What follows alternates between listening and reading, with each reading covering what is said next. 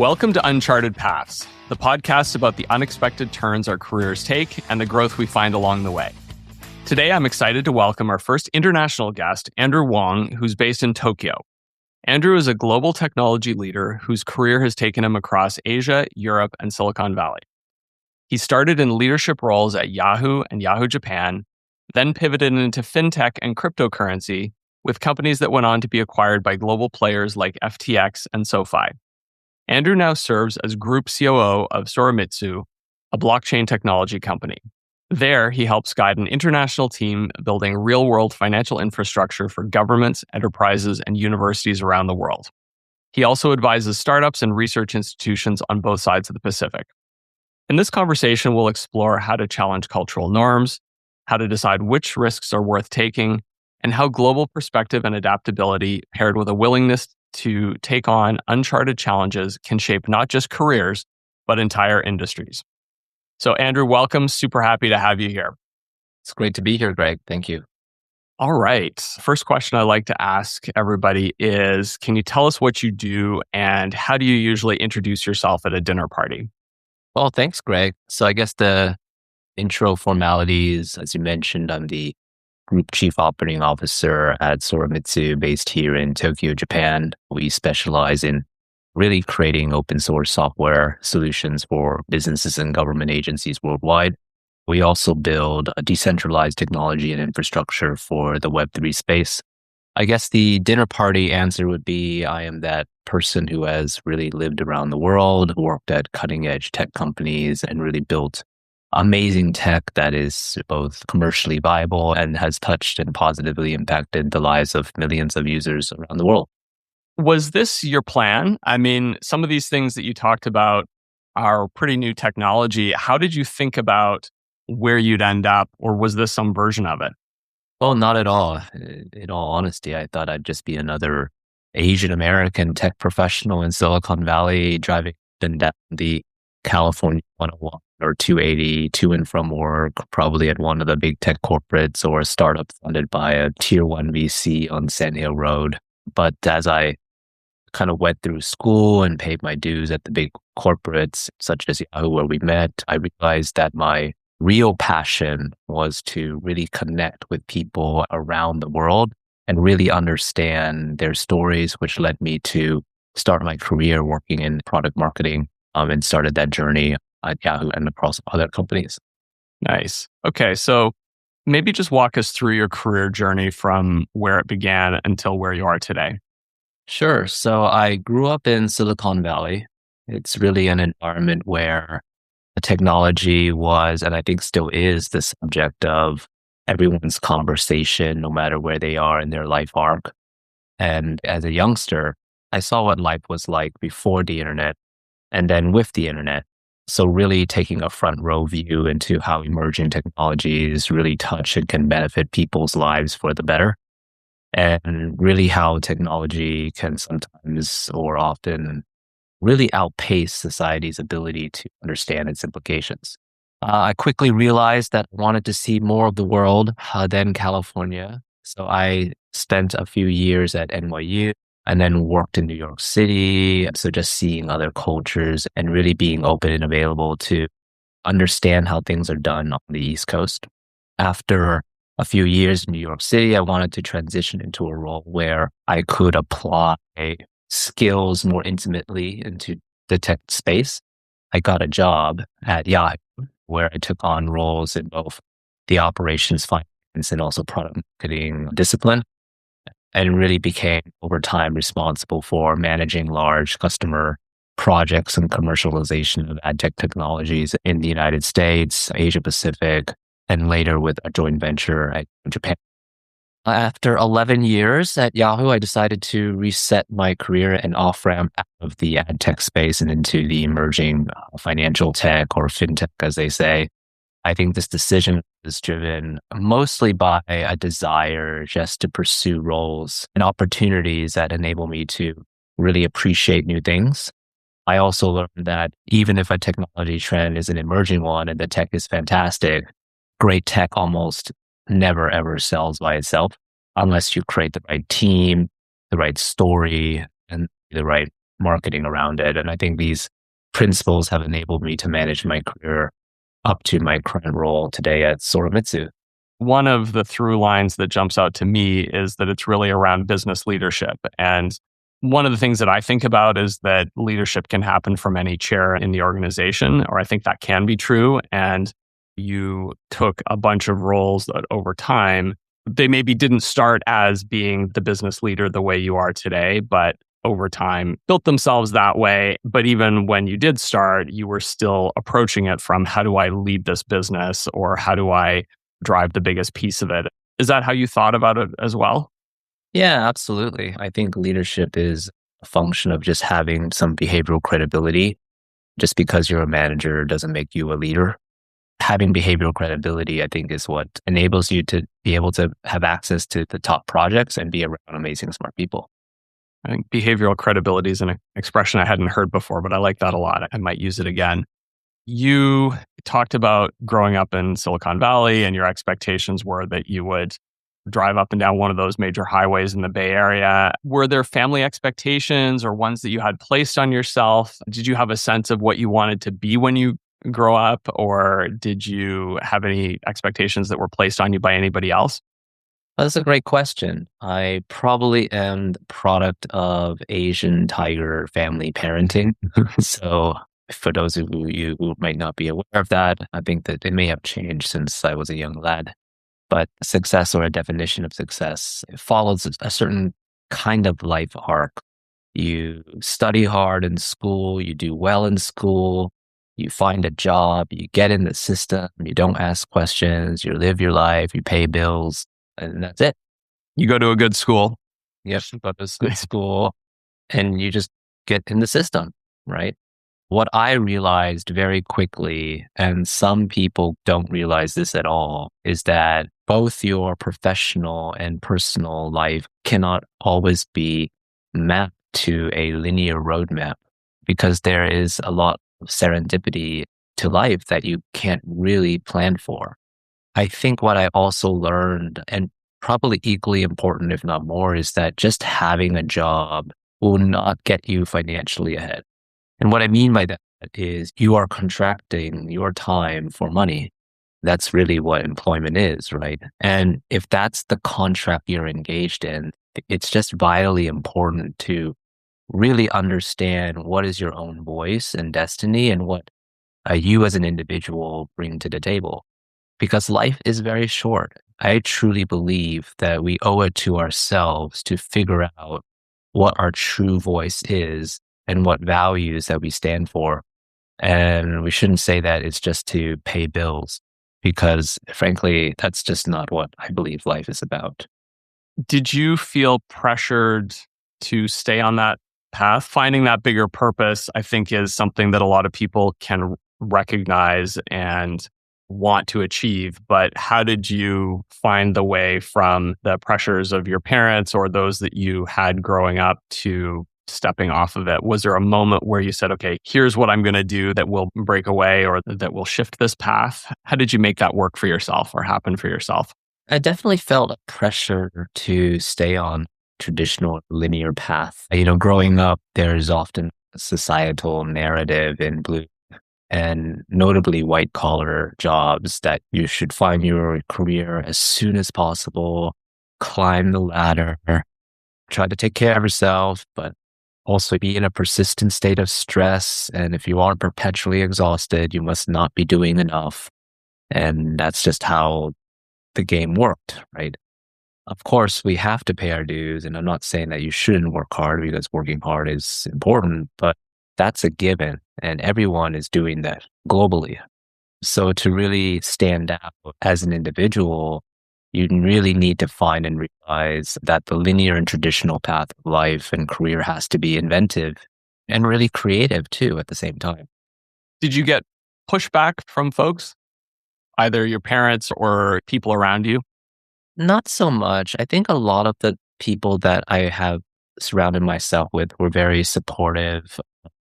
Some of the big turning points that I've decided to take that caused me to pivot my career, I think one of the things that you realize with friendships is that Friendships mean nothing when life is good and when times are convenient.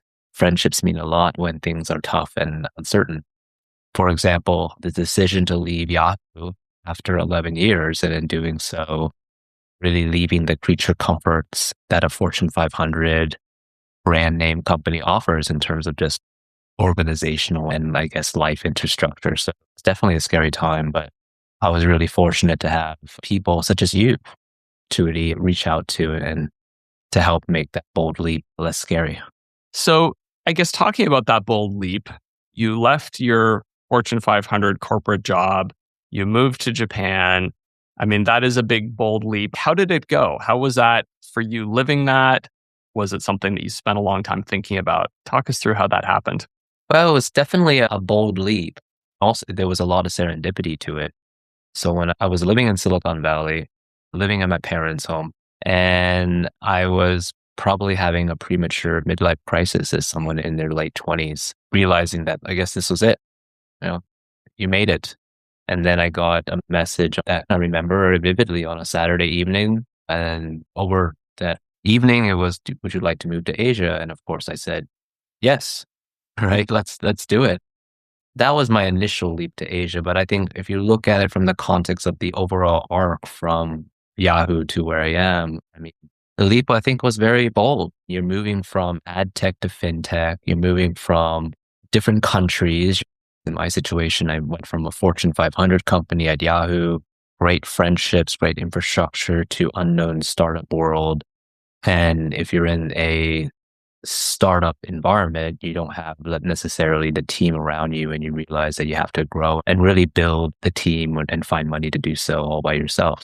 I should also add that I'm doing this in a foreign country and also in a language that is not my native one. So it was absolutely scary, but I firmly believe that as scary and days of anxiety that existed, it was absolutely necessary and a critical one to make.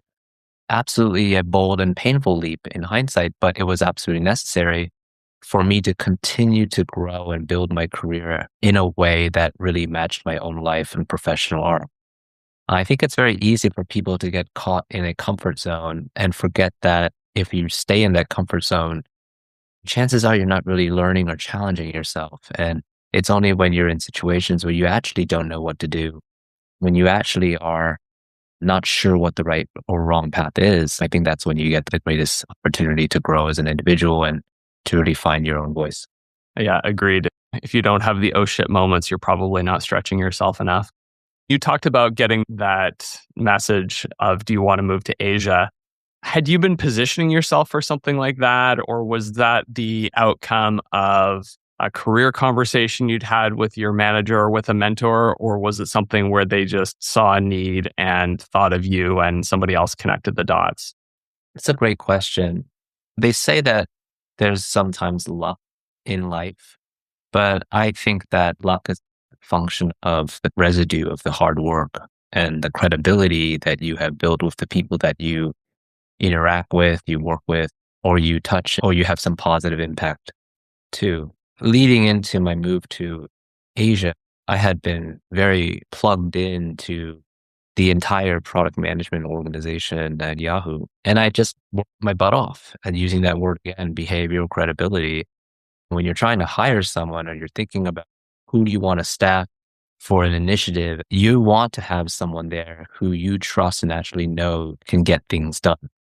And I had that reputation for being someone that was creative and very reliable and self-directed. So as serendipitous as it was, I think it was also a function of the fact that you need to work hard and prove that you can get things done.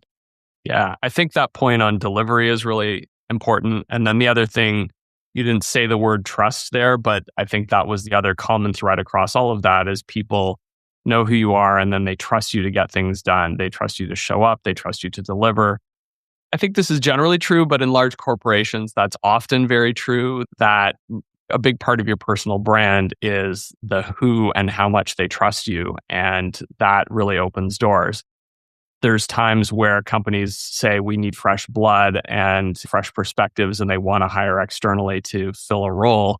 But there's a lot of times, I don't have data on this, but probably I would say the majority of the time, they would rather go with somebody they know, and they look around at what is the challenge we have and who is the person we trust to deliver against this. So showing up in that way, to your point, creates a lot of serendipity, because even though you were willing and open to have opportunities, you didn't go chase this specific one. Maybe going in a slightly different direction here, do you consider yourself a risk taker? Like, when you made this change, it was certainly very bold, but in general, in your approach to life and your approach to work, do you consider yourself to be a risk taker, or is it something where you consider yourself to be very cautious? That's a great question. I do consider myself, Greg, to be a risk taker, but, and I caveat this, a calculated risk taker. So what I mean by that is I don't just jump in blindly, guns blazing, let's just do it, shiny object syndrome, not knowing what I'm getting myself into. You need to have a very deliberate decision process that enables you to be rewarded for growth and to be able to manage and to deal with failure. Because believe me, everyone will fail, whether they like it or will admit it. They have failed and they will fail and they will fail more. So I think I am a risk taker, but I'm also just very calculated in terms of understanding what's the upside and what's the downside, and then making a decision based on those points. Was there anything that was really surprising, either in how you felt about making that shift to Japan, or in how other people reacted to the fact that you did make the change? I don't think there was anything surprising from my friends. I mean, many of them were very, very supportive of my decision. There's a quote which states that if you don't prioritize your life, like, someone else will. So in this case, the decisions I made, moving to Asia, moving to Japan, moving from ad tech to fintech, I think it was really along that narrative that I'm prioritizing life, prioritizing my ability to find my own voice, figure out who I am, what tribe I want to belong to. And those decisions that I was making were very, very supportive. My friends were very, very supportive of that. And I think part of the reason why they were supportive of it was because they knew that I was really evolving and aligning towards a long-term goal. I'm a very goal-oriented person.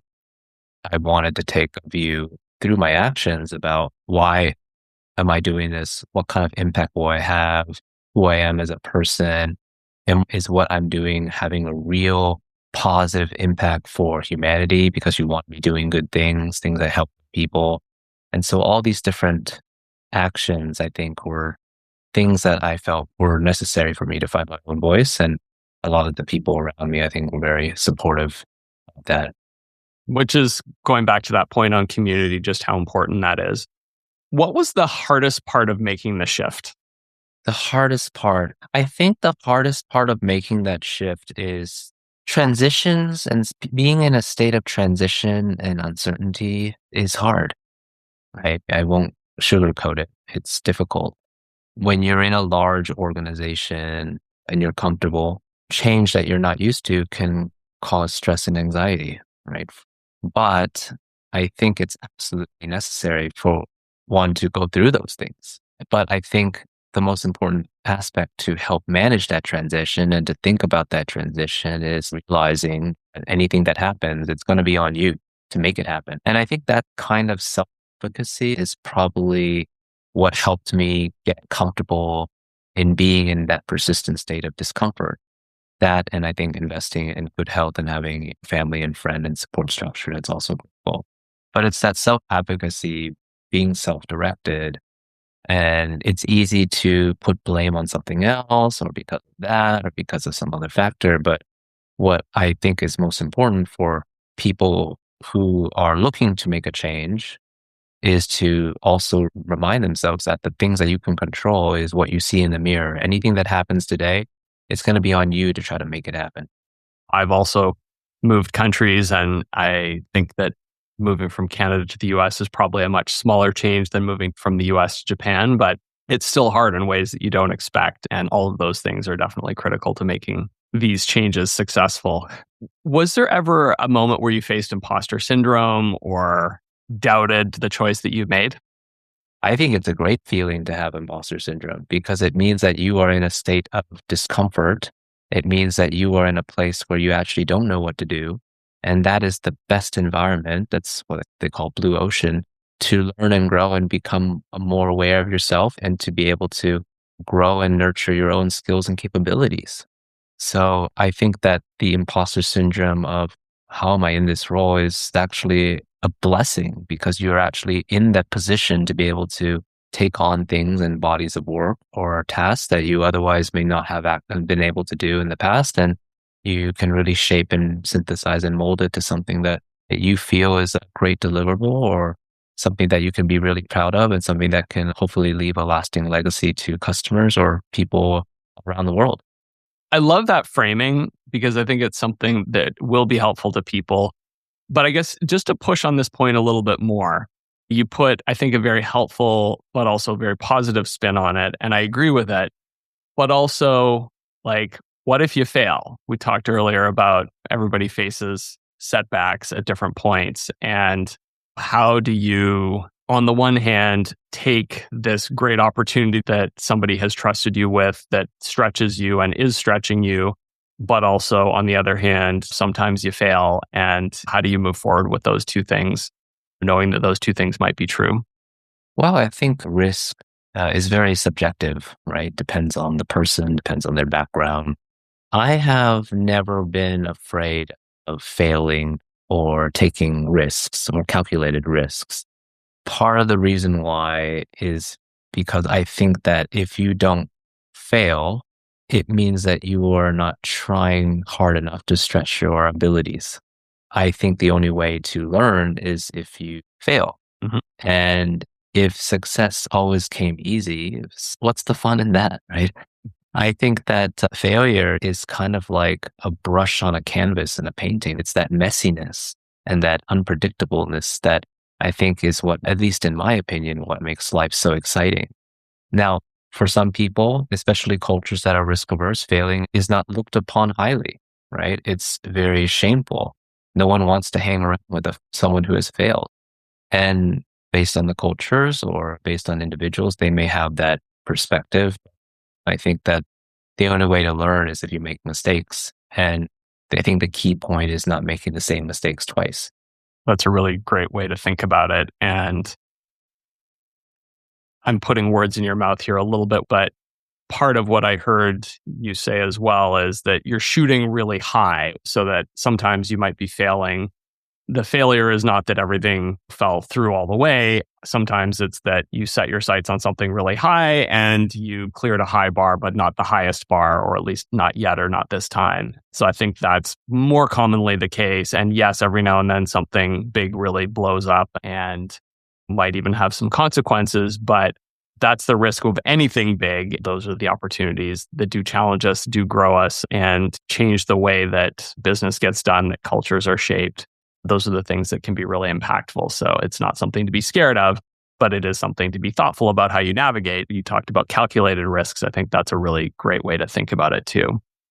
Yeah, there are some industries and some professions where it's very critical to be near perfect. If you're working as a doctor in a hospital or you're an air traffic controller or jobs where misjudgment could have dire consequences. Of course, we don't want that. But I think that learning can only happen when we are able to understand and process our ability to make mistakes and the lessons that we can learn from those. For some people, they're not comfortable with taking high risk, high pressure jobs because that's just not their personality kit. And that's perfectly fine, by the way. But for some people, they are, right? Startup entrepreneurs are naturally very open to taking risks because if you weren't, then you wouldn't put yourself through the pressure and stress of starting your own company. I think, yeah, you make a great point on it varies by the career and it varies by the person. And I would even add it varies by the moment in time. There might be moments where people are really focused on some other aspect of their lives and they're like, I need things in my work life to be more under control and to be more predictable. And so this is not a season of pushing myself to the limit on the career front, even though I might in general have the appetite for it or might have the appetite for it at other moments in time. Really challenging ourselves on that is something that can be really powerful. We talked a little bit about how you thought about success earlier in your career. And now that you're a little bit farther along in your career, Has your definition of success changed over time? It has. When I was younger, well, I like to think I'm still young, but when I was younger, it used to be very career and title driven. But over time, as I worked in different sizes of organizations in different parts of the world and across different sector and really seen how people work and operate, I realized that what defines success, at least for me, is really just having and delivering a certain kind of fulfillment that you are helping mobilize and really creating solutions, creating environments where really everyone can bring their best self to work. And that's really what I like to do, which is you can't do everything by yourself. You can't build an amazing organization, build a great company just by doing it yourself, right? You need to create a team. You need to create an organization. And what I found to be my definition of success is to help other people realize their own potential and for them to realize their potential and to do a great job as a consequence of it. That for me gives me the greatest satisfaction as an individual now. I love that. Would you say you're still in a season of change? You've talked about challenging yourself and growing. And do you consider yourself in a place of clarity? How do you think about that today? Well, I think we are never in a place of total clarity, right? There's like so many people there. We're surrounded by just a lot of change in the world, a lot of technology changes that are occurring, a lot of life changes. But I think the key is to really ask ourselves, Greg, how and if we want to process that change and that information around us and whether it's really adding more quality into your life or not, right? One of the things that I often tell people who have worked for me or who I mentor is that we really only have so much time and energy in a day, and we have to really protect and use it wisely and hopefully in a way that benefits your well-being and those around you and those who you care most, right? So are we still in a season of change? I think we're always changing because we're always trying to understand what's happening. But to be in a place of clarity, I think you really need to understand your own voice so that you can understand whether or not you process all these things and whether it's adding quality to your life. And that also means being around the tribe of people that you want to be around that add quality to your life. And that I think is very, very important for just having some level of personal fulfillment. Yeah. And maybe related to that, if you could tell your younger self something about careers, what would it be? I would tell my younger self to always be intellectually curious if you want to stay relevant to the world around us and the changes in the society that are occurring. You need to be intellectually curious at all time. Learning doesn't stop just because you graduated from university.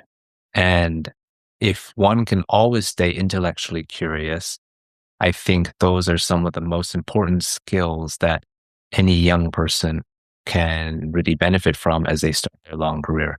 And this is definitely something that I would remind my younger self if I was given the opportunity to talk to him. Could your younger self have imagined where you would be and where you find yourself today? Probably not. I mean, I think my younger self was much more of a glass half empty versus half full type of person, if that makes sense. I think that my younger self would have thought, you're born and raised in Silicon Valley. Why did you leave? Right? Fair question.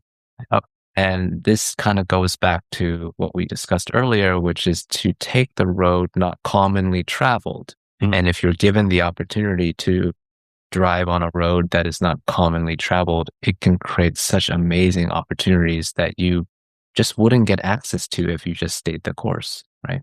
So I think my younger self would be quite surprised, but I think my younger self would probably be very envious because of the fact that, especially now compared to even 15 years ago, the world is becoming much more interconnected.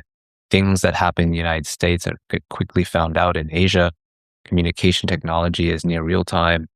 And so to be able to say that you appreciation and understanding of what it means to work in cultures that are not your own and to be able to live and grind it out in those countries and be successful and be humble at the same time, I think is something that I'm very humbled by. I'm sure my younger self would also be appreciative of as well. And proud of, I think, too, probably. Yeah, I think so. Yeah. So last question, any final advice for someone who's on the edge of a career shift or who's even just contemplating a career shift? What I would tell them is you need to really have faith and belief in yourself, and that the keys to success for anyone looking to take a career shift or look at doing something new is not about just emulating what other people are doing, but rather you need to figure out your own purpose and style and find your own voice. And that's absolutely critical. The sooner you can do that, the better, because the result of that will be how you communicate in interviews, how you communicate with networking with people, how you communicate in telling your story. I think I would also advise people who are on the edge of a career shift is not to be so paranoid about the competition. What are other people doing? Figure out why you are doing that. As I mentioned before, look yourself in the mirror and remind yourself that anything that happens is going to be on you. And the specifics will figure it out naturally once you find your own voice. And when you find your own voice, the people who are hearing your story will find it much more believable and credible, and they will be more inclined to consider you for maybe an interesting opportunity or just to kind of help them take that next step. So that would be my advice to anyone who's on the edge of a career shift. Andrew, this was great. Thank you so much for sharing your experience, your perspectives, some great advice, and just what a great place to leave it. So thank you so much. And I look forward to staying in touch. Thank you, Greg, for having me. It's been a pleasure. Uncharted Paths is produced by Chelsea Strategies. If this conversation sparked something for you, please follow the show wherever you listen to podcasts. I'm Greg McDonald, and if there's a story you think we should tell next, or someone whose path deserves to be explored, email podcasts@chelseastrategies.com.